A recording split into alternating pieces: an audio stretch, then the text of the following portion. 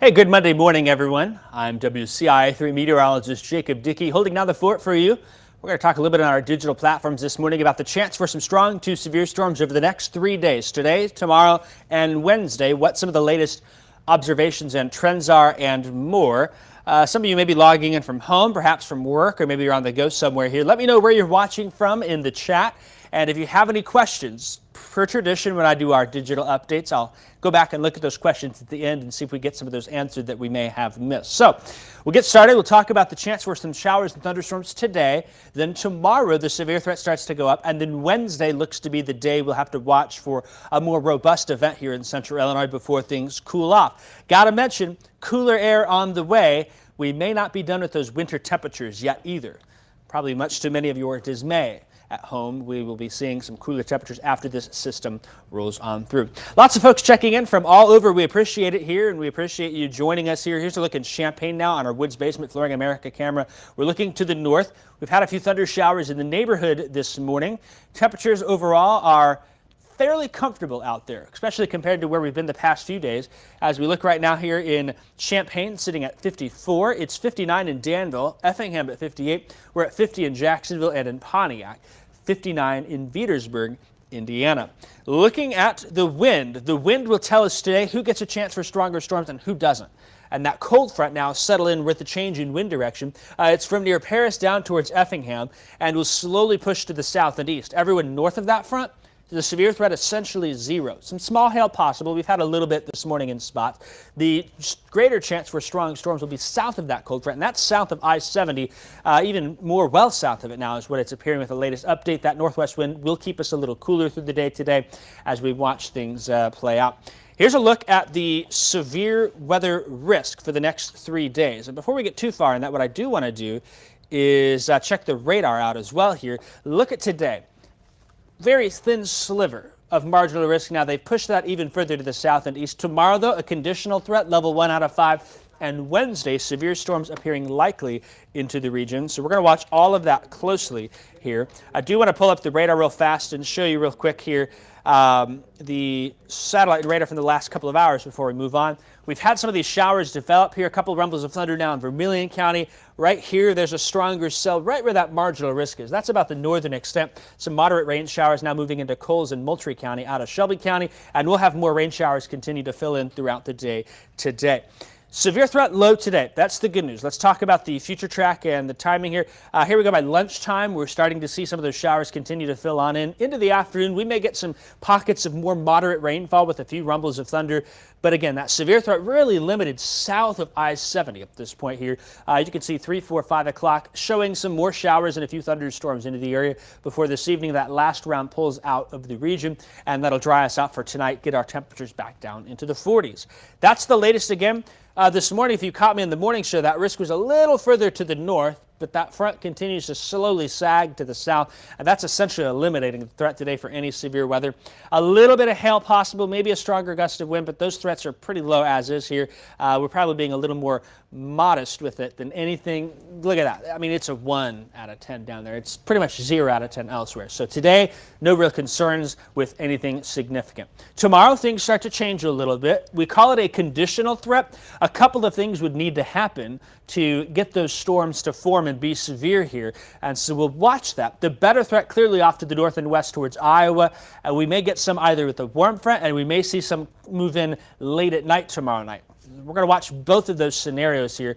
Future track shows that during the daytime we're mainly dry.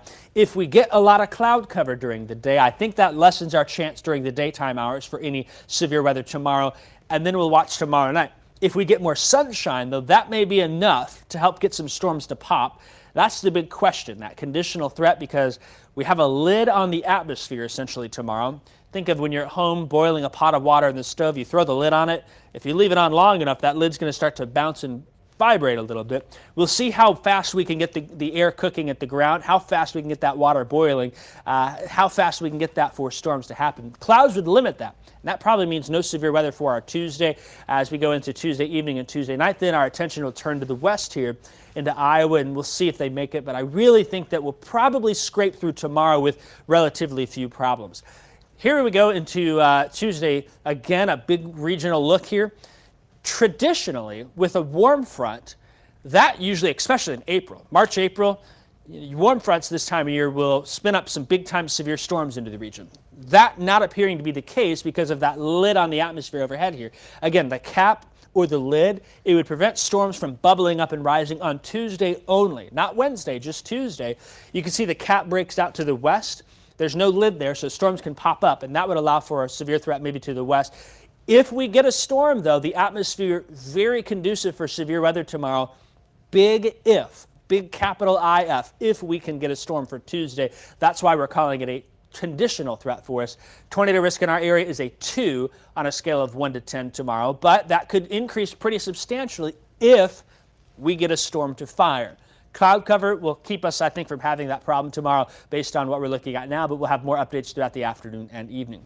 Then we get to Wednesday. Wednesday, the most active severe weather day in central Illinois, level 3 out of 5 already. A little unusual to have this high of a risk 2-3 days out like we've had here. That level 3 risk is for everyone in central Illinois, whether you're from Pontiac, Effingham, Jacksonville, over towards Danville. We're all included in that same risk level. Today, the tornado threat, basically 0 out of 10. Tomorrow, it's a 2 out of 10. We'll go ahead and put it at a 5 out of 10 for Wednesday. 5 out of 10 for Wednesday, and it may increase a little bit. We'll wait and see with the latest update for tomorrow, but that's kind of the ground floor for us here, 4 or 5 out of 10 for the tornado risk on Wednesday. FUTURETRACK shows there could be some storms in the morning. Whether or not that factors into the afternoon and evening remains to be seen. I wouldn't expect those to be severe, but they could influence the amount of instability we have. If we get a little more sunshine again on Wednesday, that would only increase the severity of storms Wednesday.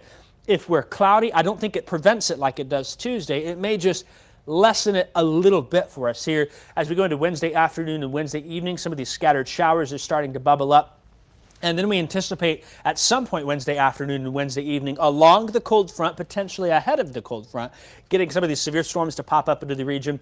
And that could bring a threat for large hail, quarter to golf ball size, damaging winds 60 to 70 miles an hour. Several tornadoes also on the table in our region with this system. Still some fine-tuned details, but we recognize the pattern supported for severe storms that may be a little more robust than our normal event. You can see here this more linear mode. We'll watch and see how it plays out, but we may get embedded circulations within that line if we don't get some supercells ahead of it. So still, that's not really going to influence much of our thinking here with Wednesday afternoon into Wednesday night for that threat for severe weather. It's out of here pretty late Wednesday night into Thursday morning, and things cool off on the backside. Again, recapping, Tuesday's afternoon and evening, it's a conditional threat. If a storm can get going, big if, large hail, maybe a tornado or two. Do we think a storm will form at this point? I'm more inclined to think Tuesday storms do not form. We'll monitor closely, we'll watch the trends, but that lid probably keeps us from having an active day Tuesday where we can instead sit back and watch a little. And then Wednesday rolls around. The lid in the atmosphere won't help us. The clouds really won't help us either too much. Still damaging winds, a couple of tornadoes, large hail expected. We're going to call the impacts medium at this point for Wednesday, primarily afternoon through late at night. A little broader of a window, but we'll have a 5-6 hour window somewhere in there where that severe threat will be highest. As we get closer, we'll be able to fine-tune that down a little bit more. So Wednesday, of course, there's a lot of wind shear with this system, plenty of lift along that cold front, and we've got enough moisture in here. Some heavy rain also possible on Wednesday. Could get some localized areas of 1 to 2 inches plus. The instability question remains to be seen. Do we get enough instability ahead of the cold front to get some earlier storms? How much instability will be there for the cold front coming on through? There will be enough for severe storms, but the question mark is, do we get more than enough at this point for Wednesday? That's something that we'll have to watch here closely. Again, here's that outlook today. We're pretty good. Cool rain showers, some rumbles of thunder, maybe some small hail. Not worried about it. Tuesday, we'll monitor. It's a conditional threat. Check back for updates, and then check back for updates, especially for Wednesday, with that risk of severe weather already at a level 3 out of 5 here into the region. Well, I've got you a couple of reminders for severe weather information. Reliable ways to get severe weather alerts. These are some different opportunities. If you're outdoors, you can use the outdoor warning sirens. Of course, we'll be on TV if need be. We live stream on our website and on the app. We also use the NOAA Weather Radio. It's a great radio to have, great program there. You can buy that, program your county in there, and it will send you alerts for severe weather. And then, of course, mobile devices. Not only will you get wireless emergency alerts, but if you download the WCIA 3 weather app, that will also allow us to send you alerts based on where your location is. Now, again, there's ways to get severe weather alerts. The key with outdoor warning sirens is they're meant for outdoors. They aren't necessarily meant to be heard inside. So think of other ways here. TV, WCIA 3 weather app, local radio stations, NOAA Weather Radio, cell phones for apps or for the wireless emergency alerts. Also want to mention, while we're on Facebook and Twitter right now, giving you a forecast, don't necessarily rely on that for active severe weather alerts minute by minute. That's probably not the best scenario for us. Yes, Facebook Live will be on if we're doing wall-to-wall coverage, but sometimes the algorithms can act a little funky with that, and maybe you'll miss out on that, as opposed to us sending you an alert on the WCIA 3 weather app. One last check here then again for that. Tornado safety reminders. It's been a while since we've had severe weather. We're starting the spring severe weather season. If you're in a warning, remember, cars, mobile homes are under highway overpasses. The worst places to be during a tornado warning. Those can leave you exposed to the elements and are very dangerous, even in the weakest of tornadoes. Still, bad places as well. Large open rooms and manufactured housing. Think big box stores. Think gymnasiums. Think factories and warehouses. You'll want to seek shelter in an interior room or a basement of a well-built building. And of course, also tornado shelter or safe rooms designated specifically to shelter you in a tornado are the best options for you here. So that's just some reminders here while I have you this morning with that threat for severe weather coming down the pipe. Here's that chance of precip. Wednesday, the most likely time to get rain here. Still, we may have some lingering nuisance showers starting Friday through the weekend and into early next week. And of course, today we've got some rain coming through too. We'll see how much we end up getting, but some spots may end up with 1 to 2 inches by the time we get through Thursday with some more light rainfall totals into the weekend. Other thing to note, look at temperatures real quick. 50s Thursday, Friday, Saturday. Back to the 40s what I'm forecasting on Sunday for highs. We think 40s are coming in the 7 to 10 day window for us here, especially given this graphic, the 6 to 10 day outlook. This will be for April 16th through the 20th, running right after Easter and onward for a few days. That's about as strong as a signal as you'll get this time of year for below normal temperatures. A really impressive Arctic air mass sliding our way here, and that may last for a little while longer than we'd like to see. So a little late taste of late winter, or maybe you want to call it, I guess late winter would be the only thing we can really call it here. Do we get snow? That's too far out to suggest that at this point. That's going to be on some people's minds, I'm sure. But with colder air, you can't at least not think about it. Last year we had snow on April 20th. Well, here's April 16th through the 20th, so we'll see if we don't do that 2 years in a row. Doesn't take much to make people unhappy with snow this time of year, as we should be on our way to spring. So we'll be watching that closely. That is what I have for you. Another reminder, again, download our app. Some of you may be watching right now on our app. We stream our digital platforms on Facebook, Twitter, YouTube, and on our digital apps. News and weather apps both get that stream coverage here. If you're watching on your computer, you can use that camera on your phone, scan that code, it'll take you right to the weather app. Otherwise, search WCIA 3 Weather to download that on the app stores for Android and Apple devices. That's what I have for you. Hopefully we answered some of those questions. We're going to go back and look at it. If not, we have a live updates during the 9 o'clock hour, again at noon. And then Chief Meteorologist Kevin Lighty, he'll be back in at 5, 6, 9, and 10 tonight with updates. And we'll keep you updated the days to come here. But an early heads up, that's the chance for severe weather is there tomorrow and will be there for Wednesday here into the region.